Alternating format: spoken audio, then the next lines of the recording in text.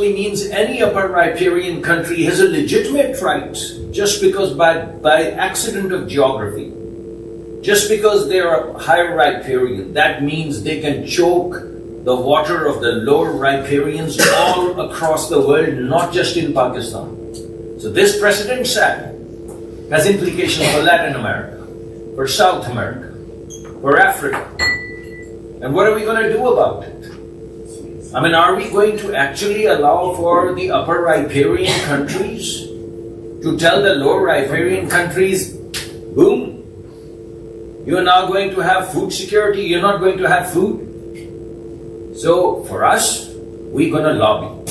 We're going to lobby with the rest of the world which is lower riparian. It's not just about us.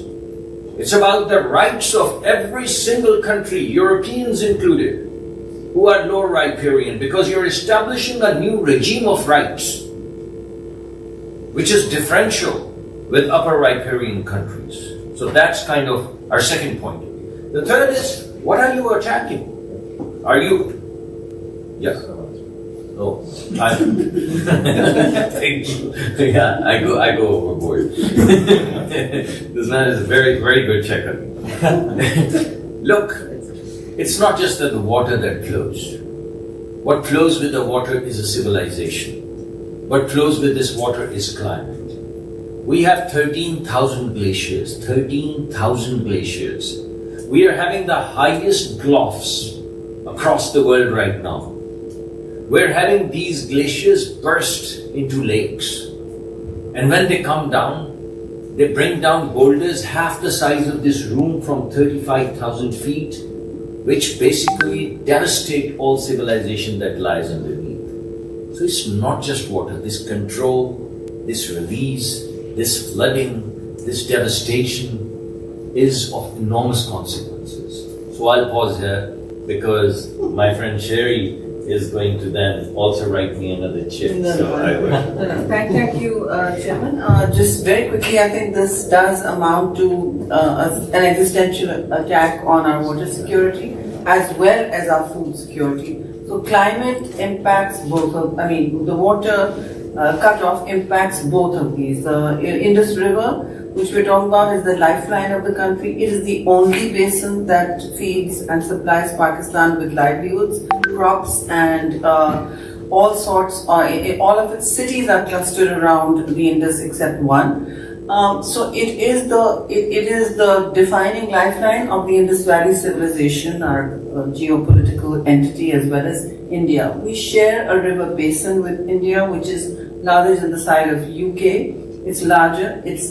So we are already water stressed because the groundwater is gone, which means water that is under the surface. The treaty governs just the surface water, which they have been siphoning off for many years in their constructions. I think it's important to understand that food and water security are a crisis for many parts of both India and Pakistan. Already Pakistan's soil, at least in the southern area, the province I'm from, is under severe water stress. The other province is under severe water scarcity. Scarcity and stress are two different things. And by cutting off the water, as you have less and less water and more constructions, illegal constructions on the upper side of a transboundary river, what you have is a situation where the water stops flowing to the sea. Without water flowing to the sea, one of the breadbaskets of the country, which is the province of Sindh, where I'm from, becomes saline. The soil starts waterlogging, the sea starts ingressing. So nature and the sea abhor a vacuum. As the water stops coming down in certain seasons, the sea makes ingress. That soil becomes infertile. It is impossible to sow over there. And I'm sorry to be a little, detailed on this, but desalination and waterlogging is a very serious problem. It is because of water scarcity and constructions and canals on the upper riparian systems here. It's a crucial competition in the region. Water is now going to be the conflict, but our issue was not to politicize it, not to make it a flashpoint for a potential nuclear war, because as my two senior colleagues have said, the chairman repeatedly says, it will become a flashpoint for war, and particularly nuclear war, because the standoff weapons that were used by India can amount to that. They're dual use. And the escalatory ladder gets very high. So water is what the new fight should not ever have been. Food, water, human migrations, this will result in larger migrations, larger land hunger, which is already higher than us, than India, but they have a lot more population, they have a lot more of everything. So that is where we are standing. Our soil is, two of our provinces, Balochistan and Sindh, that's half the country, are completely degraded already, more or less. 1/3 of Sindh is left to sow and cultivate, the rest is no longer able to use because there's no groundwater left. Nobody's talking about that. Please check how much mining India does of this basin, and it is the largest miner of groundwater in the world. We are left with no water for our irrigation and our tube wells. So I'm going to stop there because you may have other geopolitical questions. Thank you very much. Next question, please. Thank you. Good afternoon. Thank you very much for your presentation and for your invitation for this meeting. My name is Juliana and I'm from the Portuguese mission to the EU. So taking into account what you have just shared, I would like to know what's your plan, what's your approach within your mandate in the United Nations for dealing with this link between security and environment, climate change. Thank you. As far as what's our plan, we're here participating in that part of the plan. We are seeking the assistance of the international community in helping us achieve peace in the subcontinent so that we don't have to fight either on Kashmir or on terrorism or even on water. And we can collectively, with India, face the challenge of climate change. Just as was just laid out, we face severe challenges, but these are joint challenges that we should have been meeting together. Within the context of the Indus Water Treaty, we, as far as the United Nations is concerned, I believe the United Nations Security Council is holding a debate next month on the respect for treaties. I think that will be incredibly important in the context of what we're seeing in the subcontinent. And then our options are, we're being forced towards very limited options. India said no to an impartial investigation into terrorism, no to the United Nations Security Council's role in dispute mechanism resolution, no to the United Nations to dispute resolution mechanism, no to President Trump's or the international community's offers to mediate, and no to bilateral dialogue with Pakistan. So in that context, we've lowered the threshold for conflict between our two countries. We've rose so fast through the escalation ladder the last time round that the next time round is going to start off where we left off. And we're not talking to each other. So if they continue on the threats that they've made, and just the mere threat is a violation of the UN Charter to cut off the water supply of any country, you can't claim to just be against terrorists if you're shutting off the water supply of a whole country. You can't claim to just be against terrorists when you call an entire country terrorist-done. That means there is no distinction between civilians and terrorists as far as our opponents, our neighbors are concerned. So that with all those doors shut off, we continue to pursue the path of peace. We insist on dialogue and diplomacy is the only solution. We do not crave conflict. But if India is going to dam the water supply of Pakistan, carve out canals for the water supply of Pakistan, then Pakistan would have no peaceful resolution option available. It'll become a matter of survival and we'll have to go to war.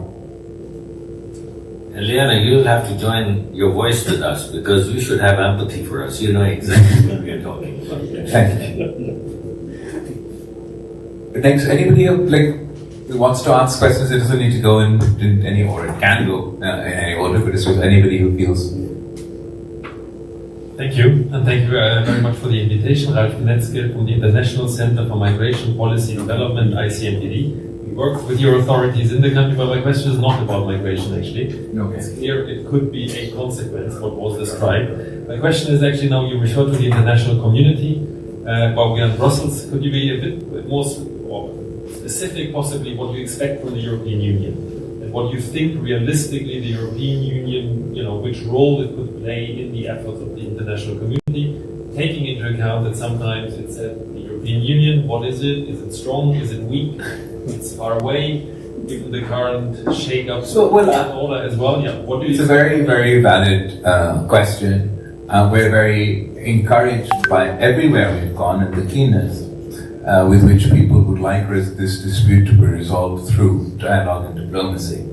And given the European Union's stance on international law, stance on respecting the UN Charter, stance on the respect for treaties, stance on not denying food or water to civilian populations anywhere in the world, stance on the importance of UN Security Council resolutions and the UN Charter.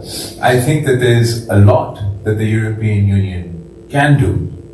And I've been reminding, and this is not sort of specifically for you, but it has been a constant refrain wherever we have gone. Where we've quoted the fact that all it takes for evil to succeed is for good men to do nothing.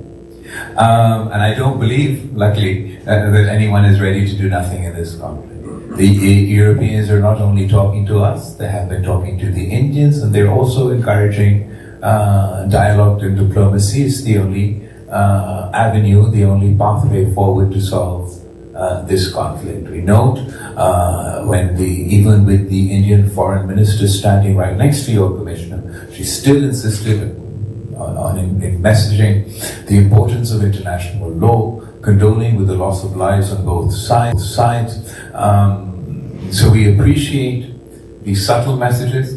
We appreciate the efforts for de-escalation in the run-up to the ceasefire and the continued efforts to encourage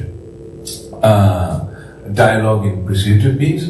Would we look for those who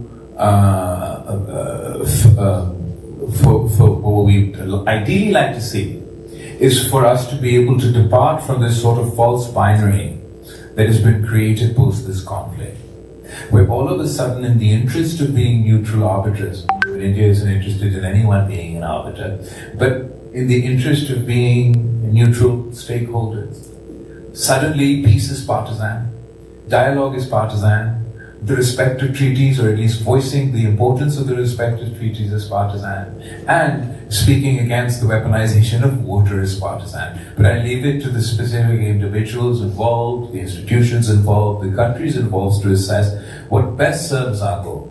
Our goal is not to sort of provoke activism. Our goal is to induce results. So whichever the best approach is, to speak to your friend India as a friend, to encourage them that dialogue and diplomacy is the way forward.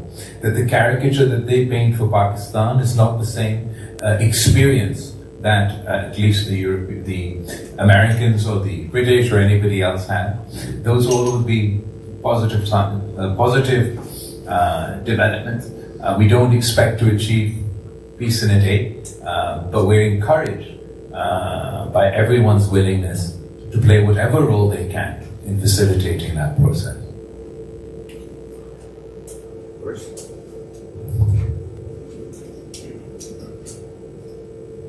Thank you.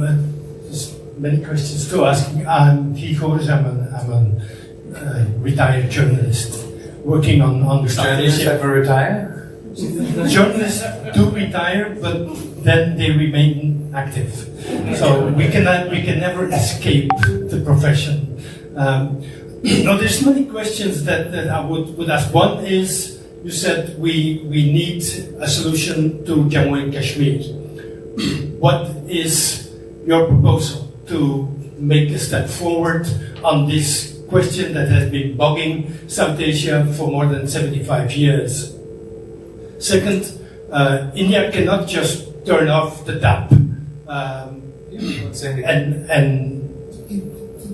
the water scarcity that the minister was referring to is predating the abeyance. So there's already a problem. How do you see what, or let me put it more specifically, what happened or what did you measure happening after India said that it put the treaty in abeyance? Is there a real difference today as compared to, say, 2 months ago? And then third, somebody has to ask the difficult question, is there anything that the Pakistani government is planning to do to get rid of militant outfits that are so convenient for India to blame Pakistan as a terrorist state?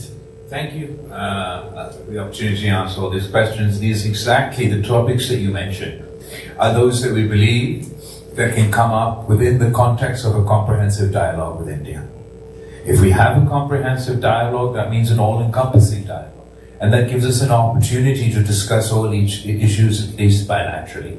As far as the question of Kashmir, given that you're an expert, you know Pakistan's long-standing position is in line with the UN Security Council resolutions and in accordance to international law. Only once we deliver the plebiscite to the people of Kashmir, their right to self-determination, would be our position. India would bring their position as part of a comprehensive dialogue. But I believe there are dueling reasons now that we must address the issue of Kashmir.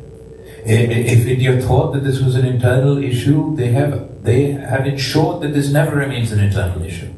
Not only because of the multilateral politics and the commitments to international law and what does the United Nations mean if we can decide that we're not going to apply whatever is inconvenient to us.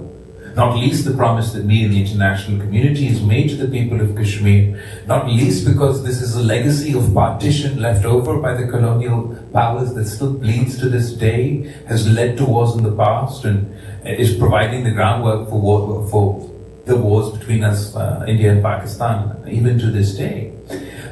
As far as indigenous terrorism is a challenge within India, it has become a root cause to the indigenous terrorism that was demonstrated in this last terrorist attack, particularly post-2019, where the policies of the state have become even more aggressive, repressive, and suppressive.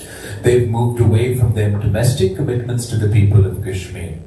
In that circumstance, what you're doing is you're creating the perfect environment to breed indigenous terrorism, and that indigenous terrorism will challenge India in a way that no cross-border terrorism ever could.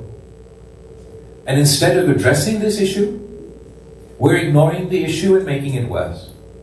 If we don't find a solution for Kashmir, and the situation on the ground continues to deteriorate, then the environment is created and the new youth in Kashmir will form the cannon fodder for the terrorist organizations of tomorrow that will continue to perpetuate these attacks. Before I go into the water, I'd like to sidestep onto the terrorist question. As far as what Pakistan has done, now the militant groups that exist on Pakistani soil are a result of the Cold War politics and the geopolitics of the 1980s. Every single group that you can name today, every single one, there's not one that's out of this orbit. Be it Al-Qaeda, be it the Taliban, be it these groups that are of concern to the Indian government. That's the groups of concern to the Indian government. All of them are a result, are the hangover, are the leftover elements of the Afghan jihad ecosystem in Afghan 1. That decision to set up this network of what was called at the time freedom fighters, who were dubbed at the time as the great Mujahideen, fighting the moral war of the West against the evil Satan. Evil Satan then was the Soviet Union. These were the same people who were invited to the White House by Ronald Reagan, and he declared that these are the moral equivalent to our founding fathers.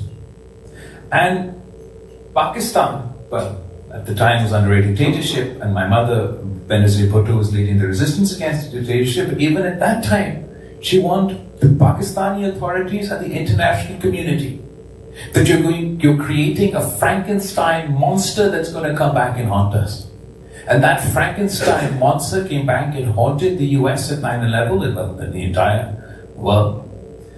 Pakistan is part of the international coalition, targeted Al-Qaeda, targeted the Taliban. Well, now the Taliban is off the list, God knows what the definition is over there. Targeted other organizations, reoriented our entire infrastructure of our state to treat some groups which we previously considered as allies as now terrorist organizations. That reorientation was a difficult and bloody process. The political leadership of the country across the board have now developed a consensus, but this consensus wasn't always there. We fought politically against these terrorists on the political battlefield by challenging them politically, and resulted in losing our lives, changing the state policy on the political front. The military leadership of Pakistan is not again the caricature that the world wants to paint of many, many generations ago, where there would have been conflict in this transition, where there would have been anti-Al-Qaeda as a result of 9/11 and their alliances in the world. But when you got down to the officers and the individuals who fought the wars alongside, who used to be the Mujahideen, they may have been grey area. Now, the military leadership of Pakistan have come up through the ranks while combating these terrorists on the front lines. They fought them in Swat, they fought them in South Waziristan, they fought them in North Waziristan. They earned their honors in valor and in bravery while fighting these terrorists, and then got promoted to the current ranks that they are while they lead our armed forces. So, in that context, we fought the bloody war over what's left over from Afghan 1. The international community, through FATF, has only recently endorsed Pakistan's actions against the groups of concern to India. So we've lived up to international scrutiny of the FATF that endorsed Pakistan's actions against the LET and other groups, and have approved the actions that Pakistan has taken. And we've gone from the grey list to the white list because they believe that those actions are worth a while or of significance. Now, so far, I've only talked about the challenges that we face from Afghan 1. The new terrorist problem that we're facing is Afghan 2, the consequences of the fall of Kabul. And we've seen in the space of the last couple of years a significant increase in terrorist attacks within Pakistan. At this point in time, if we continue at the trajectory that the terrorist attacks are just taking place in this year, I mean, not at the end of the year yet, but if it continues at this trajectory and we get to the end of the year, then this year, 2025, will be the bloodiest year Pakistan has seen as far as terrorism is concerned. Year after year, we've been the largest victims of terrorism. So far, 92,000 lives lost. Even this year, we hold the record, the glorious record, of being the country where the single largest number of terrorist attacks are taking place and the single largest number of victims of terrorism exist. It is in this context that we passionately advocate for regional cooperation, international cooperation to combat terrorism. The US just 2 days ago called Pakistan a phenomenal partner in combating terrorism. We have managed to collectively thwart terrorist attacks within Pakistan and in capitals across the Western world as a result of Pakistan and those Western countries' close collaboration and CT efforts. Pakistan and India, since 2012, have had no collaboration on counterterrorism. The last collaboration we had was within the confines of this comprehensive dialogue that we now seek. Even in that cooperation, Pakistan shared information as far as LET is concerned and the terrorists that were going to attack their country, which resulted in India taking action against those groups. India never supported Pakistan in our concerns about the BLA and the Majid Brigade and the support that they provide for these organizations. Even now, we believe that the only way for us to secure the future of South Asia from terrorism, from the new threats that we're going to face, will ultimately be cooperation between India and Pakistan. without talking to one another. If you even look at the 2019 attack, which is the last attack that resulted in planes in the air, between that day and this day, the April 22nd attack in Balkan, no communication, no intelligence sharing took place as far as terrorism is concerned. And finally, the fact that India cannot turn off the taps is untrue. They've turned off the taps in the past. 1948, 1949, I believe, they shut Pakistan's water. They have been in violation of the, we then resulted in negotiating the Indus Water Treaty, dividing our sharing the resources. Within the mechanisms of the Indus Water Treaty, we had complaints that India was violating the Indus Water Treaty, was damming places they shouldn't dam, was building structures they shouldn't build, was building structures larger than they were allowed to under the treaty. But those cases we were facing through the structure of this mechanism. What India has done is threatened to turn off the taps. And I want to repeat, just threatening to turn off the tap is a violation of the UN Charter. It's not about how much damage they have caused, just making this threat is a violation of international law. Now they implement it in two ways. One way is the extreme scenario where Pakistan has already laid out that this would be an act of war. That would be damming the rivers that are right in accordance to this treaty, carving out new canals in those three rivers. The other way that they damage us, or they turn off the taps, is you only have to delay the release of the water from the so-called tap by up to a week. 1 week's delay or even less would mean that our crops die.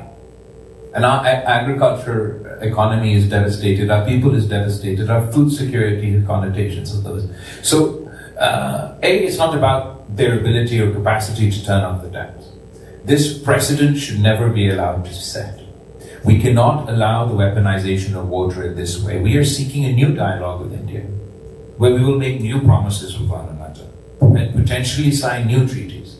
For that process to start, they need to respect all treaties. They need to take that decision. Take us back to the position that we were before this ceasefire, not just militarily, but also diplomatically.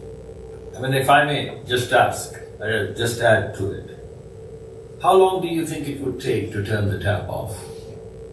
How long does it take to build a dam?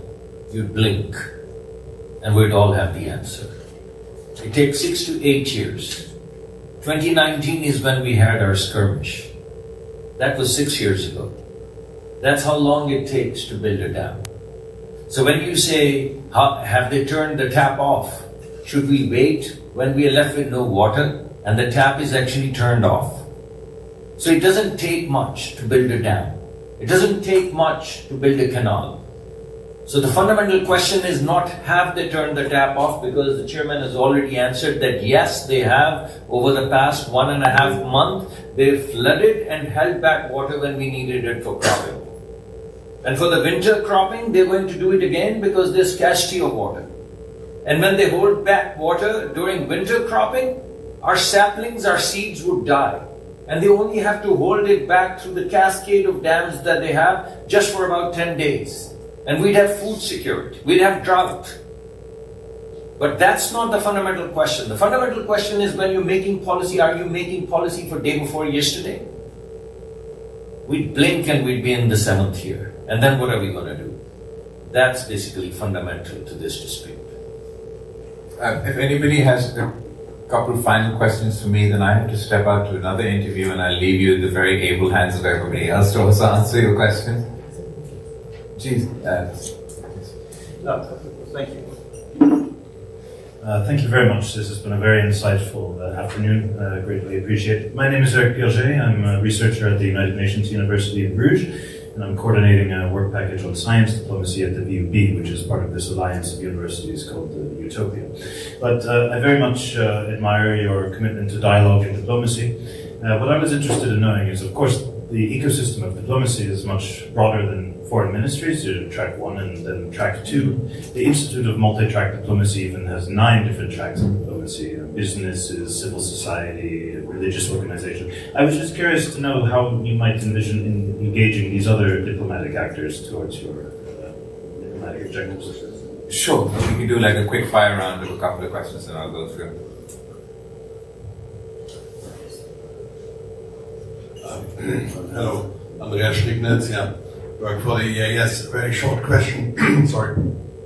To which extent do you think that it is India is driven by its domestic agenda, and do you think another government in India would bring a different relationship between India and Pakistan? Thank you. Very good question.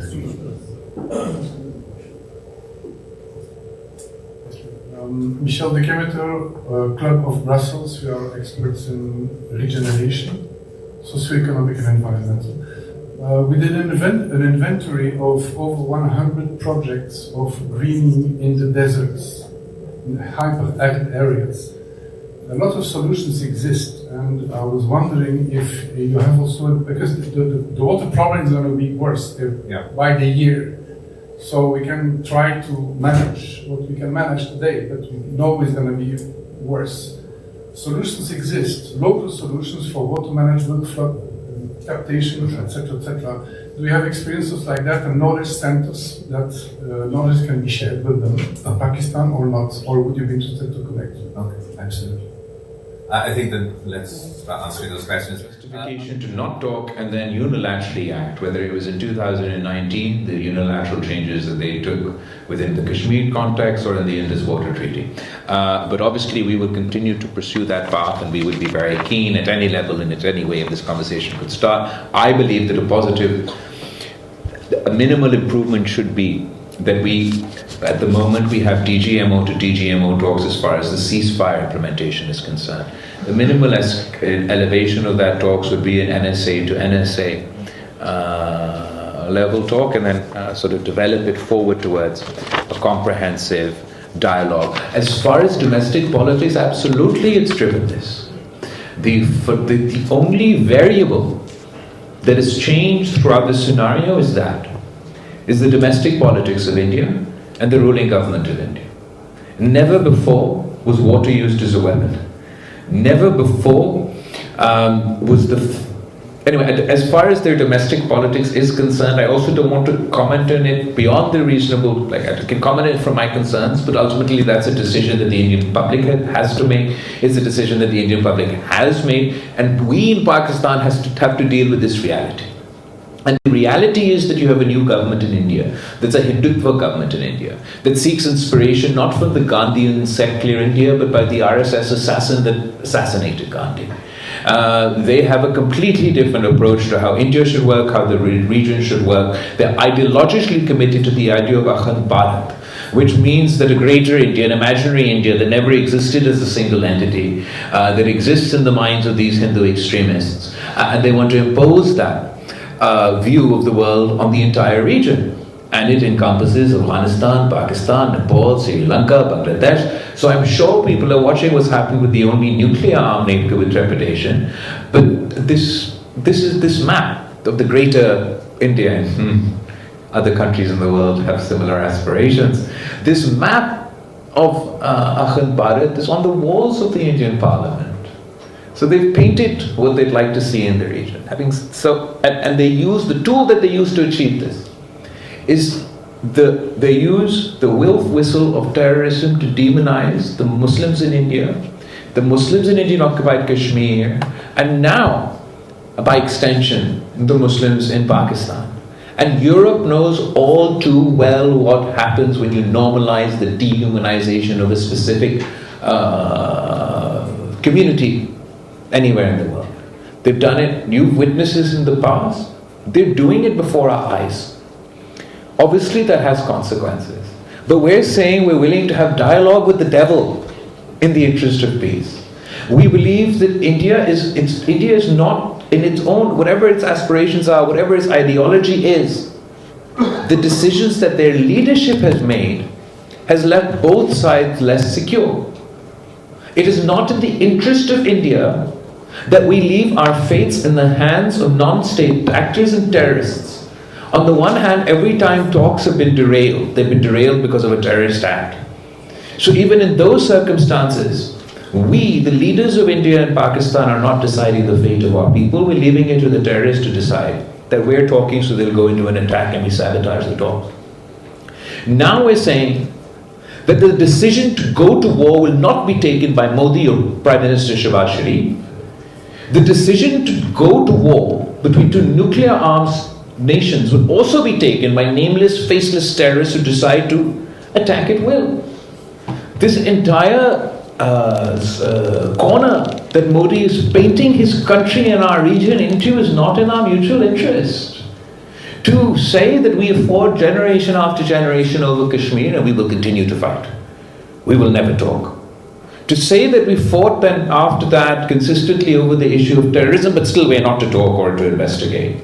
And then to add to that a new fault line and say that now we damn the future generations of Pakistan and of India to fight over water. That may be a fate that Modi is willing to damn his own citizens to. It's not a fate that I want to damn my citizens to, and we hold no ill will to the people of India. We would not want to damn them to this fate either. It will be a compulsion. We'll all have to talk to one another eventually to address these issues with the developments in our neighborhood over the last 24 hours. One border with Afghanistan was already, we're dealing with those consequences. Another border with India is a nuclear fault line, and our border with Iran is now under stress, to say it lightly. In that context, there's a false sense of calm that has prevailed, that now that we have achieved a ceasefire, it must mean that we've achieved a peace. We're further than that peace than we should be. And I believe that the European Union is very well placed to make the case for the respect for international law, to make the case for the non-weaponization of water, and to continue to make the case for dialogue and diplomacy as the only path to peace. I'm very sorry that I personally have to run, but I'm leaving my very, very able team behind to answer the rest of your questions. Thank you. आला सतह पार्लिमानी वफ्द के सरबराह Bilawal Very sorry that I personally have to run, but I'm leaving my very, very able team behind.